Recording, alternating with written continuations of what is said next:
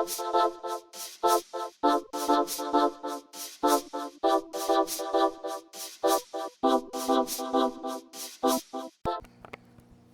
this is Westchester Aquaman coming at you with another video. It's been a year, guys, since I've had this tank up and running, and I am very proud of myself because it's pretty hard to do this aquarium thing, man. Being able to do water changes, keep your parameters. In the beginning, it's hard. It is hard. A lot of people say, "Oh, it's 1, 2, 3. It's easy." No, it's not. Unless you put 5 grand, 10 grand into it from jump, and you have all the things that you need. But if you start slow and you piece by piece, like the working man that I am, and how I did this since I have kids and have a family and can't just go out and just spend 10 grand, it was hard to keep my parameters and to do everything that I needed to do. But I've been successful, and the proof is in this video. I've lost some corals, yes. I've kept a lot more than I lost. I lost some fish, but I kept more fish than I lost.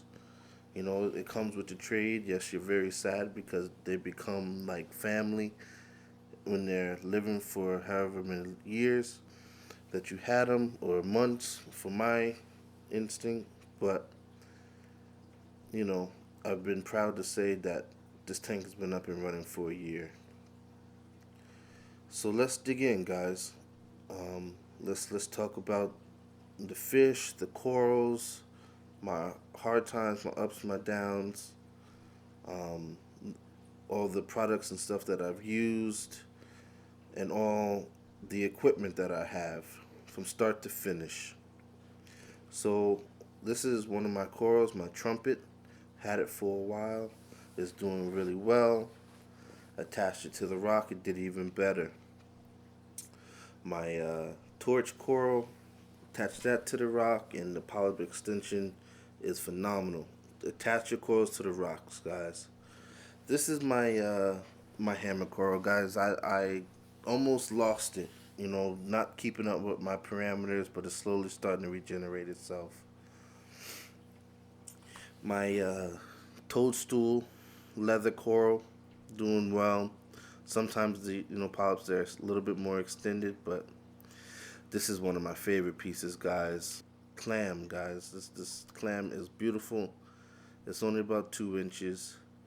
Only had it in the system for maybe a few weeks, but it is phenomenal.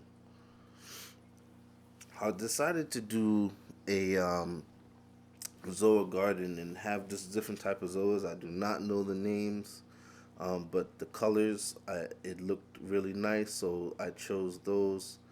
I want to put some more in there, um, but this is the start of something awesome.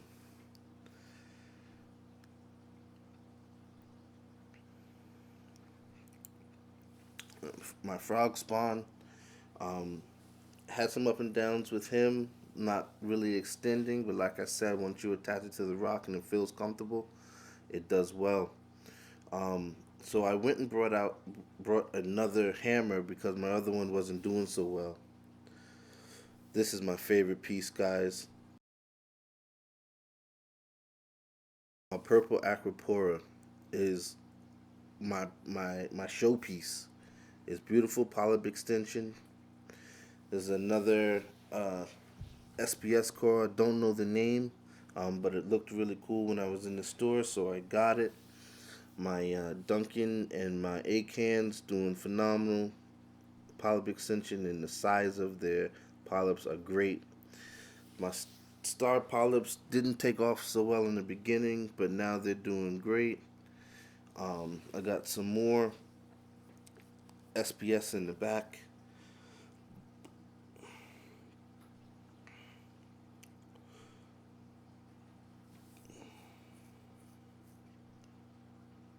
Here's my Confucia and my bird's nest. Isn't doing so well right now. When I first got it, it was doing great, but now it's starting to wither away. Gonna try to revive it, but if I can, I'll just get another one. There's another Montipora I just put in there actually today. Haven't been really doing well with Montiporas, so my local fish store guy Terry told me to try this one out and see how well I do. I got my pulsating zinnias. I got my anemone.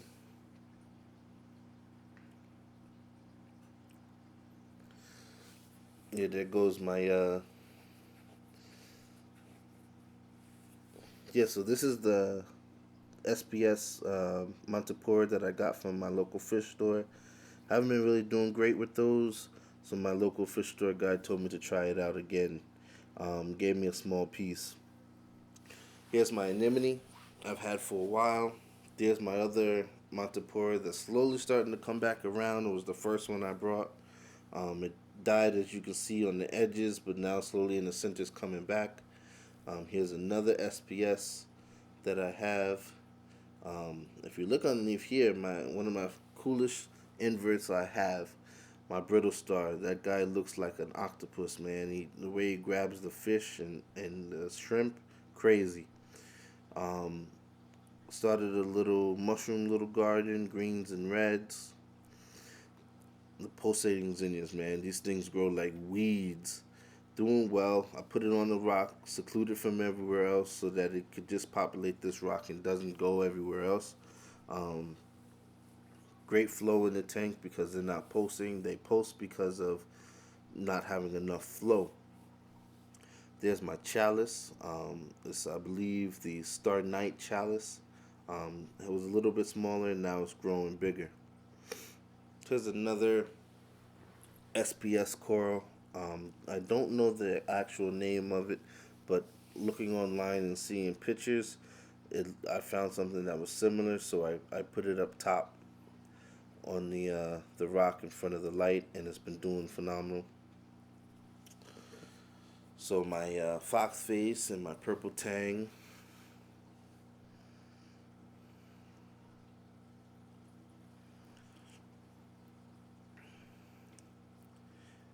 and my pair of clowns. I've been through clowns like it's water. I had gold stripe maroons.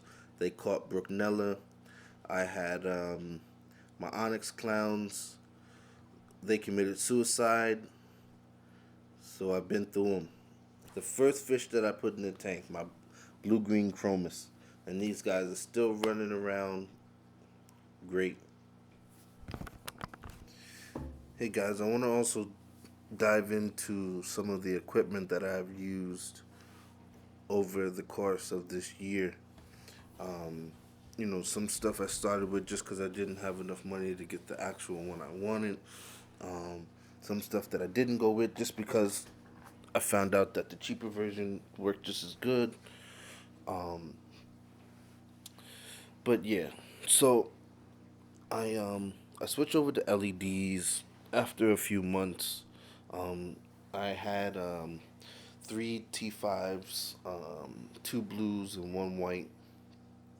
And I was able to keep some soft corals and some mushrooms and stuff, but it just wasn't doing what I needed it to do to be able to keep the corals that I wanted to keep. I at first I was like, I'm just gonna do some LPS because they're easy and softies, but when I started looking at the pieces and once I saw that I was able to keep the LPS and they were doing great, I started to dive in to some of the SPS corals. But I switched over to this LED system. It was great on my energy bill since I do pay my own electric. Um, it dropped, $20 to $50. Depending on the program that I was using it, and then once I dove into the program that I wanted, it stabilized. Um, but LED system definitely the thing of the future, and I think a lot of people are starting to move into them. I have the MaxSpec razors, this 160 watt version.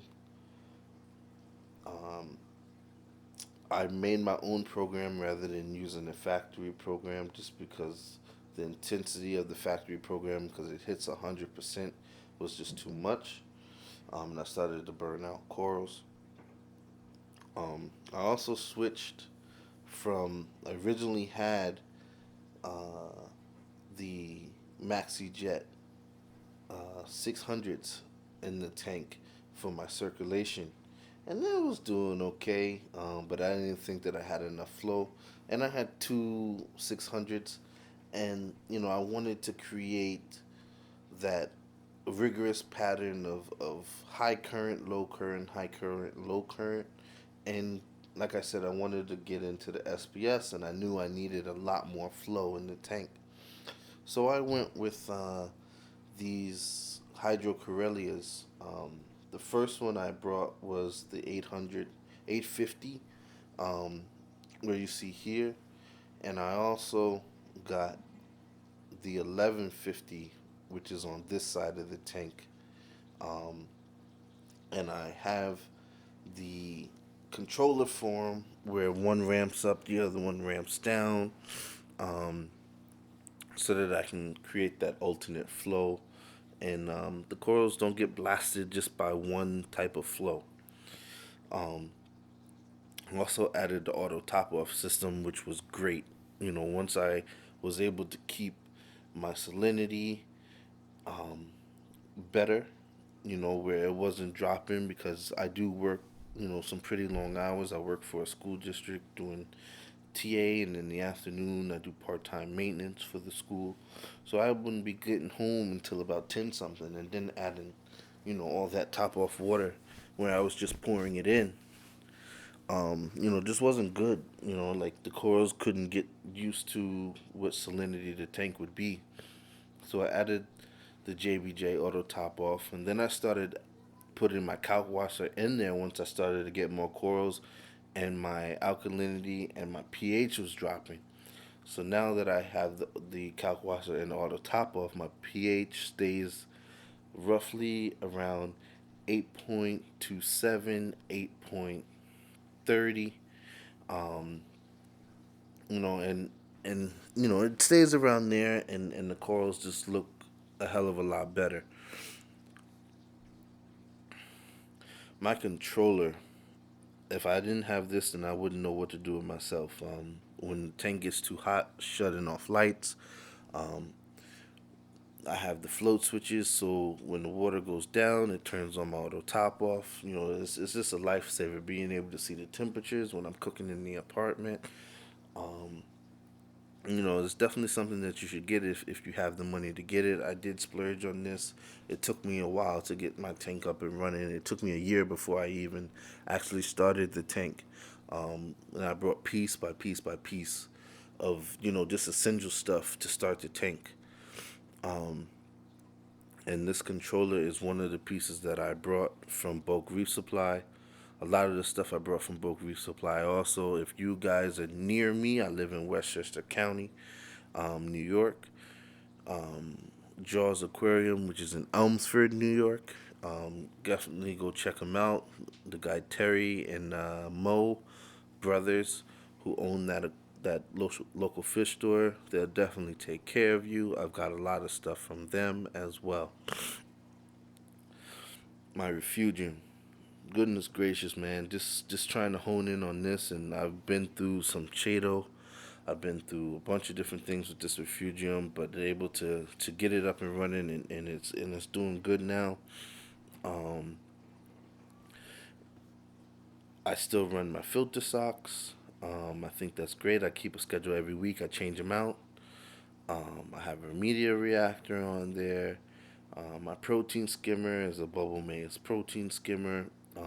It's the Curve 5. It does great. Um, the sump is a little small. Wish I had a bigger sump. But, like I said, when money's the issue, you got to do what you got to do to have what you want and get by. Um, but yeah, as you can see in this last clip, you know, everything that's in that last chamber and how tight that last chamber is with the media reactor, my return pump, and my protein skimmer all in one chamber at the end. I would like my protein skimmer to be in the first chamber where the filter socks are, but there's definitely no space in that first chamber. Um, but maybe that's when I'd switch to trigger systems or something. You never know. Guys, I thank you for watching the video. Definitely subscribe, write, comment. I love feedback on what you guys think or what you think I should do. Or if you have any questions for me about my year of having this tank up and running, definitely write me. I don't have a problem answering any questions. Um, we're all in this together, guys. We're all trying to have that ocean in our living room. Later.